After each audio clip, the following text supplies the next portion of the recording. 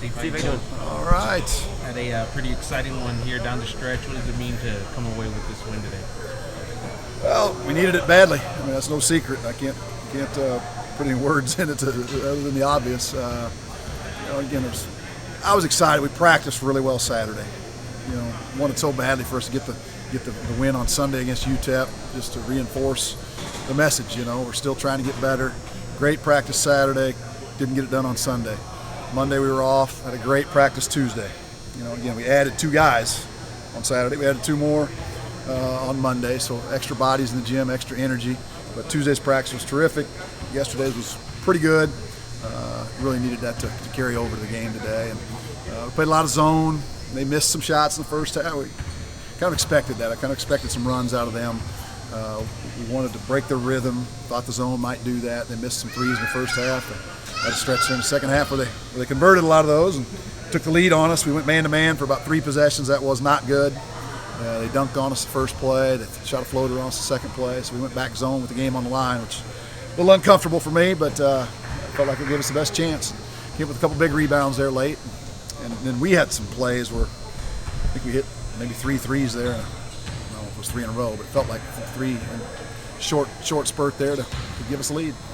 When they take the lead down the stretch, I think Jacob said you guys kind of had to fight off a sense of like, here we go again, or we've been through this kind of thing before. What was the kind of mentality like at that point? Well, yeah, I wouldn't be surprised with that. That's just kind of the nature of it. And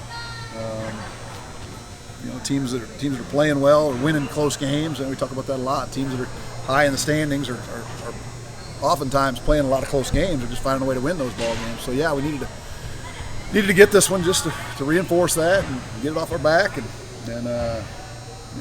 build on it. I mean, that's kind of the message here is keep building. When you're struggling and not getting the results, it's important to not lose focus. It looked like you were going with 4 guards down the stretch there. Is that just something by design or just kind of happened? We had Isaiah in there. Isaiah can be a big guard, facing 4-man.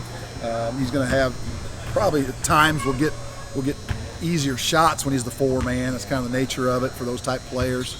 But we were comfortable with him in there. He's been a threat to make some shots. He'll dive on the floor. He'll get a rebound. He's not our most athletic guy, but he's given us a nice boost here the last few ball games. We had a lot of guys we felt comfortable putting in there, but we just kind of rode those guys down the stretch. How do you feel about the way Juice and Bill handled the minutes that you gave them today? I mean, were they like they were? Yeah, I thought Juice got tired. And I wasn't surprised at that. Thought Dill was a little rusty early. Thought he got better as the game went on. I think he was excited to be back out there, but it was a lot of minutes for both of them. And we intended to try to get Juice in and out quite a bit. There's one stretch of desperately trying to get him out. There was no dead ball, and didn't want to burn a timeout to get him out. But they fought through it pretty well, and again made some plays down the stretch. Those threes that Dill hit right over here were big. Those were huge. Yeah, those were huge. That's when they were getting real comfortable. They were knocking down threes, and we answered a couple of those. That was a big deal for sure. Does it change a lot about your offense and how teams have to defend you when those 2 guys are back in the mix? Oh, I think so. Yeah, for sure. I mean, those Juice's 3-point percentage is probably the highest on the team, and he makes a lot. They have to honor him with everything. Dill's real streaky. We know that, and tonight reinforced that. He got off to a slow start shooting it and turned it over a couple bad plays in transition. But then again, key point in the game, he gave us that threat to step up there and knock a couple down. So, I mean, those guys definitely help us offensively. What's the process like of getting Dill back reintegrated when he wants to come back to the team after some time away? Well, we didn't rush into it. Again, we didn't rush into the decision to bring him back. We spent time thinking about it. Just felt like the situation wasn't one that should keep us from giving him a second chance. So we sat down and talked to him at length. Made sure he understands that it's going to be a little bit of a challenge. He's got to work hard to earn the trust of his teammates back. And he's a good practice player. He never misses a practice. He goes hard. He plays hard. So he does a lot of things the right way. And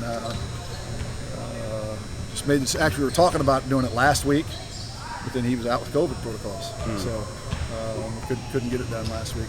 Talking to him, it sounds like he did make some steps to kind of, get back in his teammates' good graces and sort of win them back over. How did you see that process play out?